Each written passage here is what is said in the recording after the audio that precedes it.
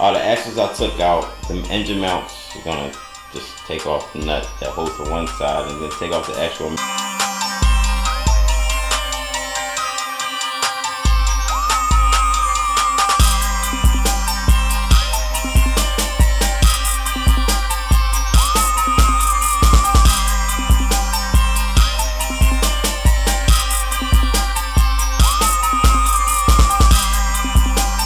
Late as hell, I'm supposed to be getting out of here. 12:14, so before I wanted to go home, I'm probably gonna go to work a little late tomorrow because obviously I'm tired. But this is a 2012 Hyundai Sonata 2.4 engine. The issue with this, if you saw my previous videos, we saw that the engine was locked on there. We had a loose timing chain basically. So my goal, what I want to do is, I need to drain some of this oil, but I'm also going to remove this whole timing cover, and I want to see if there's anything failed on this timing side, because if there's nothing failed on it, obviously the chain loose for a reason. But then I'm hoping as a second resort, like as a last resort, we take off this pan, and I want at least to see if looks like there's an upper pan on it, probably just a lower and upper, whatever. I just want to make sure I ain't got no spun bearing, so I may save that for another video. But for now, I was going to take off this side timing cover basically. So you want to know how I got the engine out? This is the engine bay, and it's all empty, and we got the wheels on the ground. So basically what I had to do to get that out, you can see everything all over there. Everything is pretty much straightforward. I did leave the engine harness, everything on, and certain components and shit I left on. Don't worry about the valve cover. I was doing some work to it before, so I ended up leaving it off. All the axles I took out, the engine mounts, you're gonna just take off the nut that holds to one side and then take off the actual mount on the passenger side. Exhaust was a little pain in the ass, the bolts was a little rusty. Make sure typical hoses, fuel lines, heater core lines. I did leave the AC compressor in there with refrigerant still in the system and everything, so everything worked out in my favor. Alright, this one is a 10. And this is the pulley, looks like for the water pump. Got it in the back of the engine like on some Chevy Malibu shit.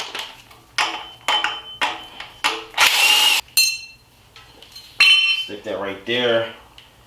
Next I'm gonna remove this two-piece bracket.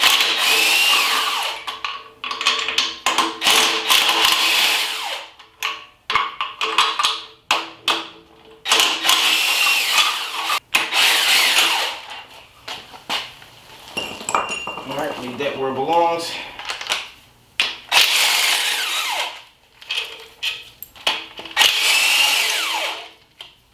I got this one weird bolt right here. I'm pretty sure since it's a special bolt that means something. At least I'll take a mental memory of that for it to go back in that spot, or I'll just run this video back and I'll be Gucci. Alright, get that all bam bam boom.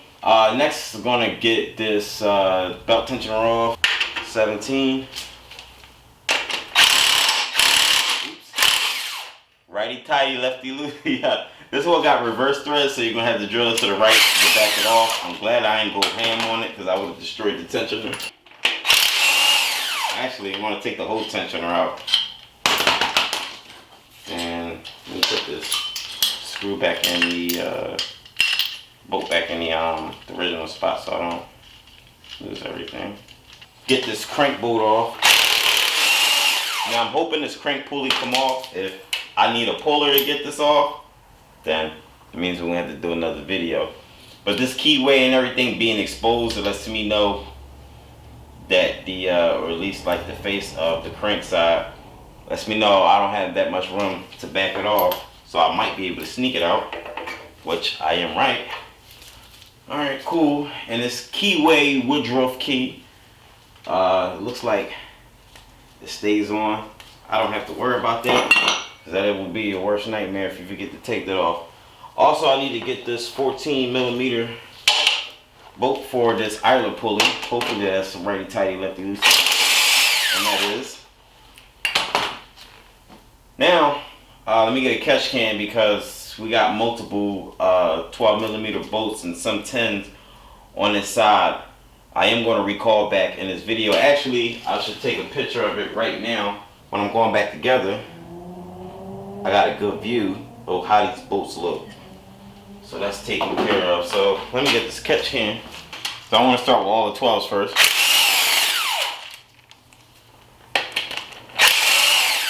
Now I never had to take apart, do anything to this engine that major. I did enough engine swaps on this. Usually when people come to me with like engine work, it's usually just straightforward. This one I'm breaking it down.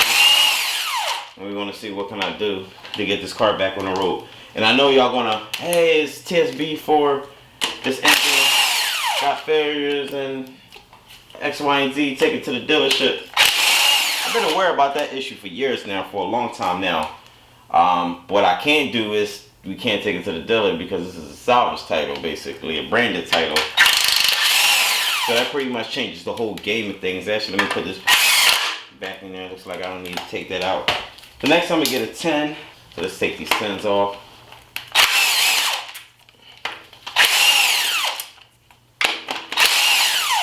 Timing is the least of my issues right now because the timing is already off.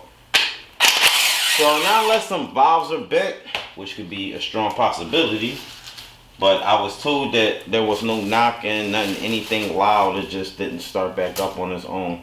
So now it looks like I got all of my bolts off. So I'm now going to take a pry bar, a small one, see if I can find me a good spot where I can like wedge. So let me start from the bottom. Got about that part, and it looks like there's also a 12, some type of block guard or some shit like that. Let me see if I can get in there with extension. These tools ain't the best tools. This is my Harbor Freight setup, which I barely get to spend time with to upgrade.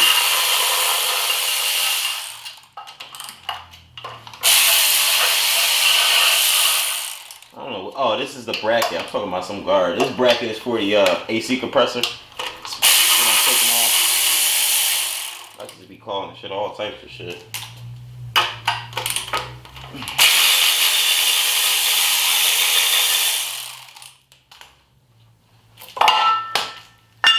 Got that off. So let me get my 10s off now. It looks like I got all of them off this time, I believe. So let me see if I can try this.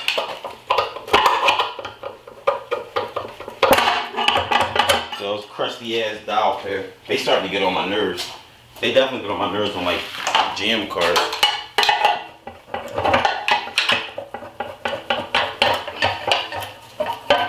Got one more crusty ass dial pin right here.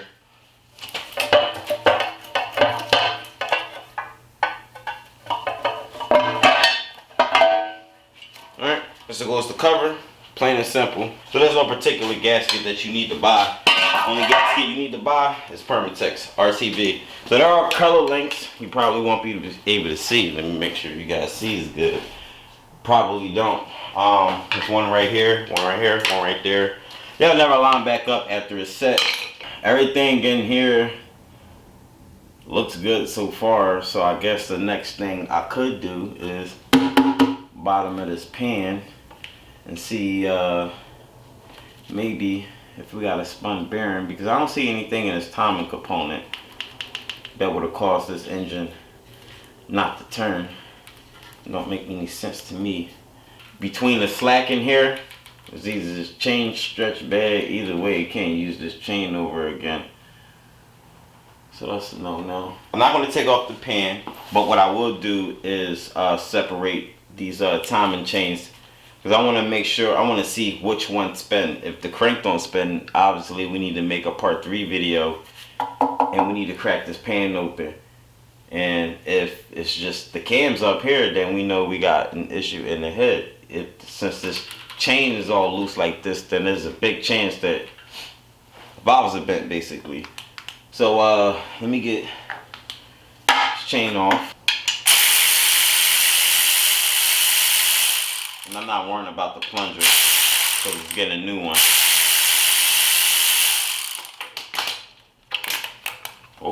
it came out all the way.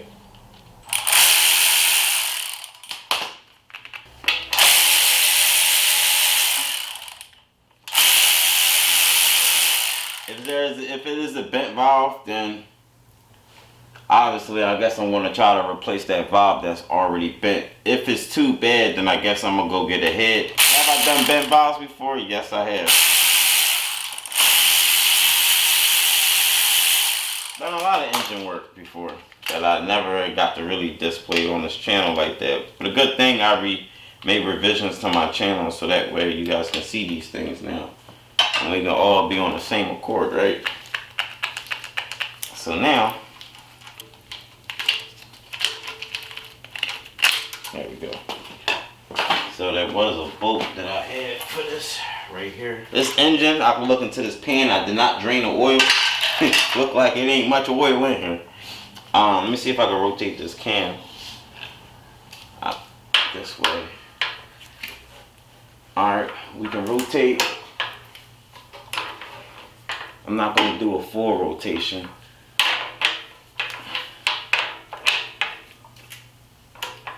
Alright, so we're free on here.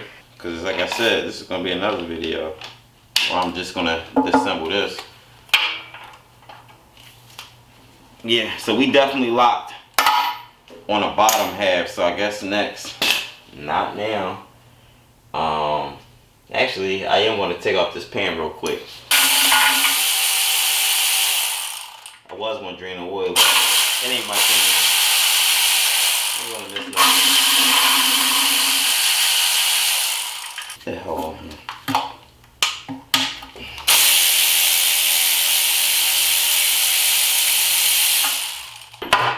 There we go.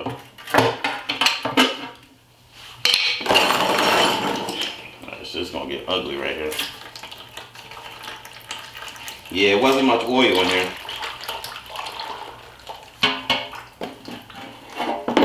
Sure wasn't much oil. I guess for now I wanted to see if maybe I can see something that I could show you, which I can't. So this is coming off, and then whole oil pump assembly. At least this is gonna be for part 3.